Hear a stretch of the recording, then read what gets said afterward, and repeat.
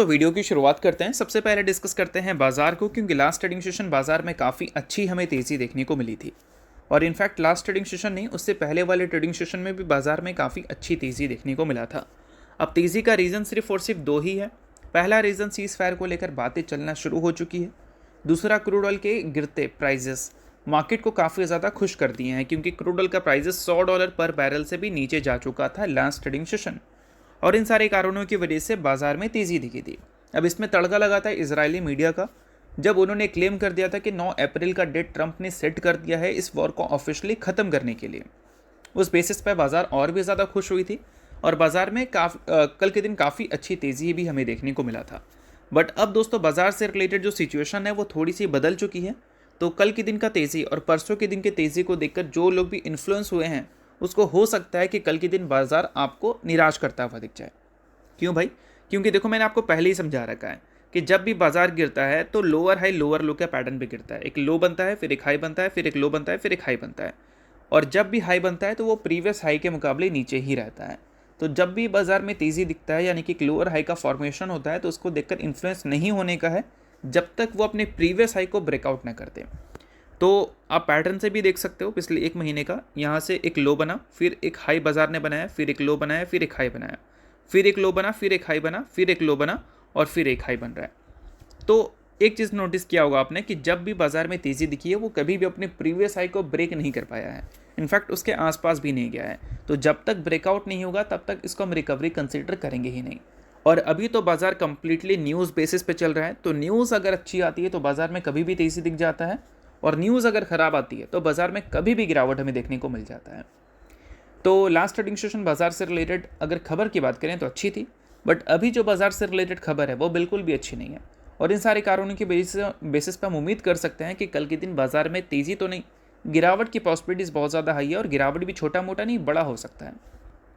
क्योंकि दोस्तों, ट्रंप ने नहीं, ईरान ने फिलहाल स्टेटमेंट दिया है कि उनका कोई भी इंटेंशन ही नहीं है यूएस के फॉरेन मिनिस्टर से बातचीत करने को लेकर। किस चीज़ का बातचीत भाई? इस वॉर को ख़त्म करने को लेकर। और इनफैक्ट ईरान ने ये भी स्टेटमेंट दे दिया है कि वो ट्रंप के सीज़ फायर प्लान को रिजेक्ट कर रहे हैं, क्योंकि उन्होंने जो कंडीशंस रखा है वो एक्सेप्ट वो नहीं करेंगे।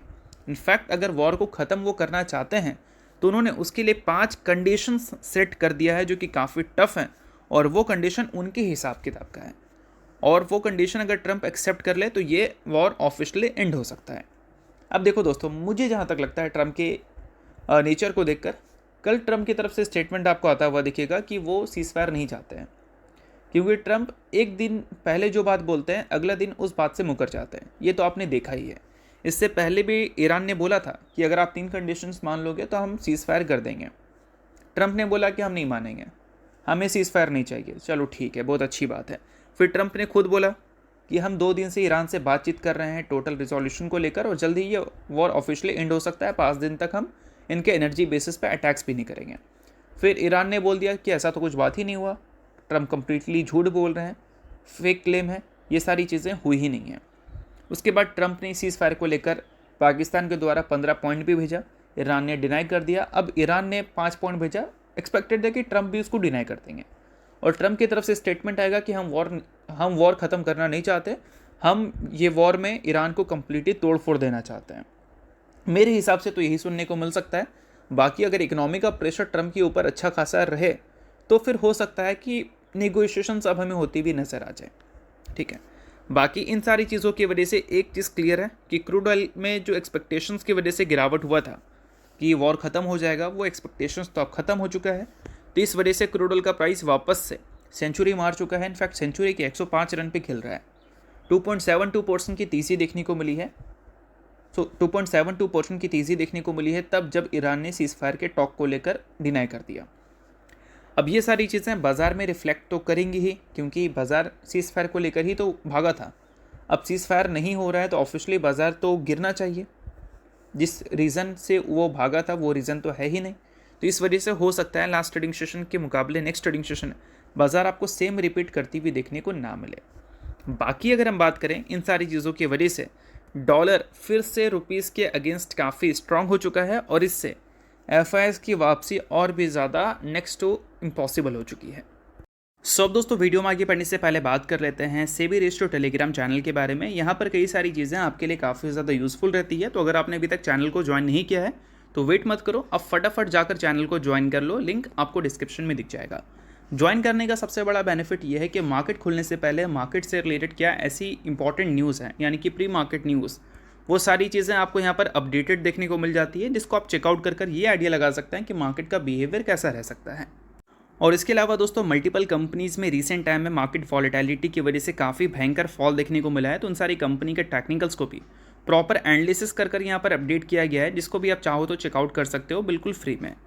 तो लिंक डिस्क्रिप्शन में है चैनल का, लिंक के थ्रू जाकर चैनल को बिल्कुल आप फ्री में ज्वाइन कर लो। देखो दोस्तों, वॉर बढ़ रहा है, मार्केट गिर रहा है, क्रूड ऑयल बढ़ रहा है, मार्केट गिर रहा है, रुपीज़ गिर रहा है, मार्केट गिर रहा है। तो बहुत सारी चीज़ों की वजह से मार्केट गिर रहा है, बट कुछ चीज़ें हमारे हाथ में नहीं है और कुछ चीज़ें हमारे हाथ में हैं। अगर हम बात करें एफआईएस के आउटफ्लो के बारे में, तो वो कम्प्लीटली हमारे हाथ में है।